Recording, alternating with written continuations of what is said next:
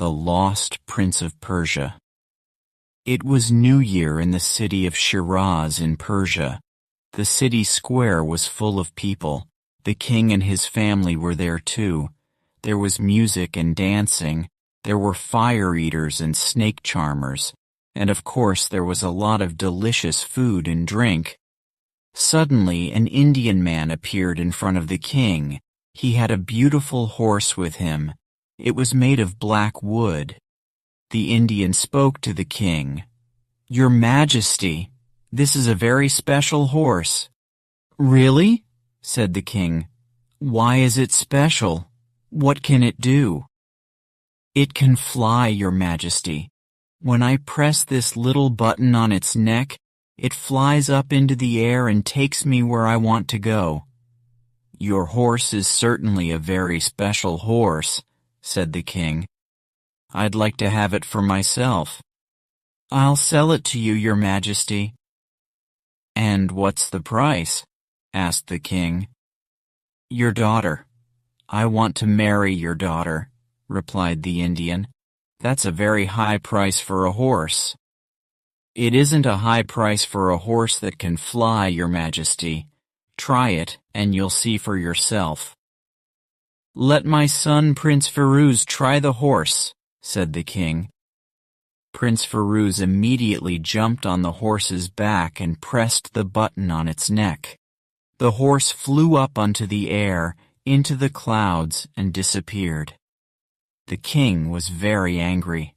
"Where is my son?" he shouted. "Bring him back."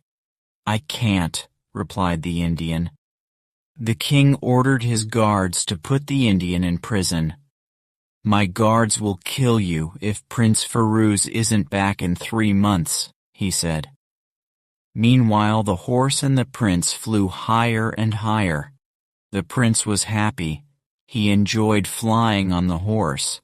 Then it began to get dark. "It's late," he thought. "I must land." He looked carefully at the horse's neck and saw another little button.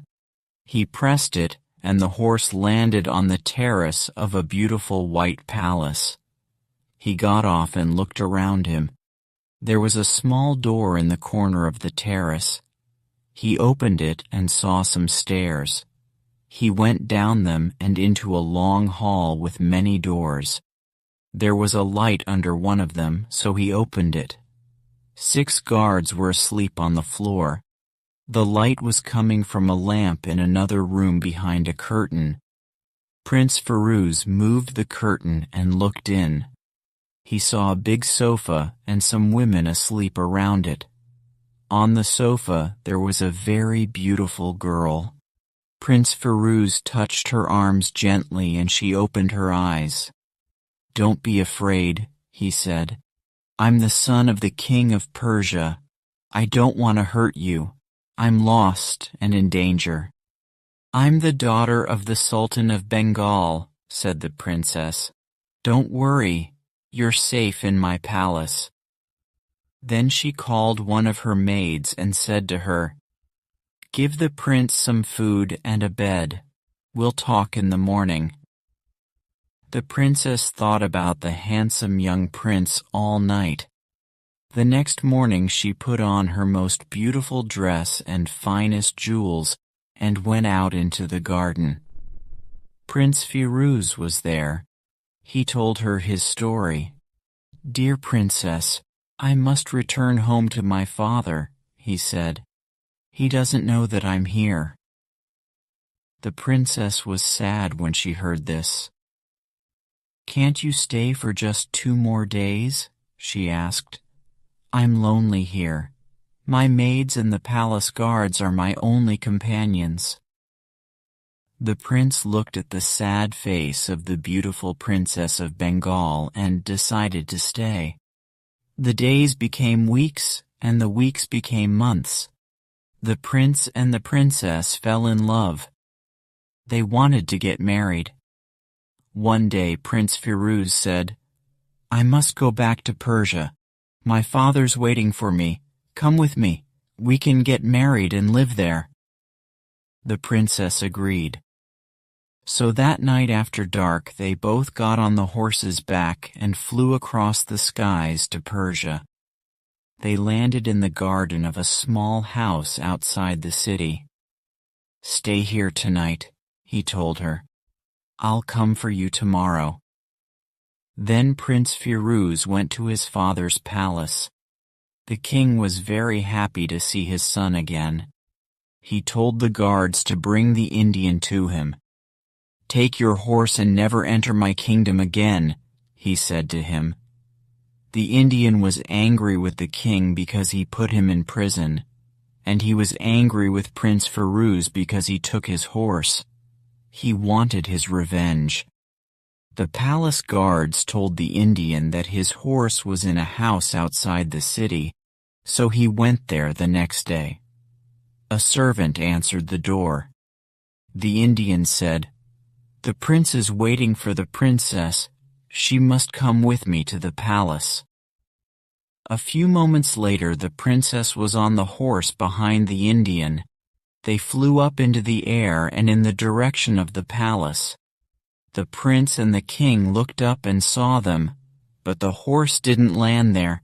It flew over the palace and disappeared. The prince was afraid. "The princess is in danger. I must go and look for her immediately," he said to his father. The horse took the Indian and the princess to India. It landed in a forest near the Sultan of Kashmir's palace. The princess started shouting for help. The Sultan was hunting in the forest that day, and he heard her. "Perhaps that girl is in danger," he thought. "I must go and save her." When he saw the Indian, he pulled out his sword and killed him. Then he put the princess on his horse, and they rode back to his palace. The princess was horrified. "I must do something," she thought. "I can't marry the Sultan. I don't love him." She started shouting and crying and pulling her hair. The maid was afraid. She went to the Sultan and said, "The princess is ill. She can't marry you tomorrow." "Look after her," he said, "and we'll get married when she's better." But weeks and months passed. Many doctors came to see the princess, but she didn't get better. Then one day a young doctor from Persia arrived at the palace gate. It was Prince Firuz. The princess was very happy to see him. "We must escape," the prince told her, "and I have a plan. But first, you must stop crying and smile at the Sultan." So the princess stopped crying and smiled at the Sultan. He was very happy. "You are a very good doctor," he said to Prince Firuz. "The princess is well now. You can go home." "She isn't completely well," the prince said. "The enchanted horse put a magic spell on her. Bring the horse and the princess to the square this afternoon, and I'll take away the spell. Tell all the people in the town to come and watch." At 4 o'clock that afternoon, the city square was full of people. The Sultan and the princess were there too. When the guards brought the horse, Prince Firuz made 4 fires around it. He said some strange words and threw some powder into the fires. Suddenly, there was a lot of smoke. It was impossible to see anything. At that moment, Prince Firuz and the princess jumped on the horse's back, and the horse flew up into the air. Soon they arrived at the king's palace in Shiraz. The king and his people were very happy to see them. The next day, the prince and the princess got married, and they lived happily for the rest of their lives.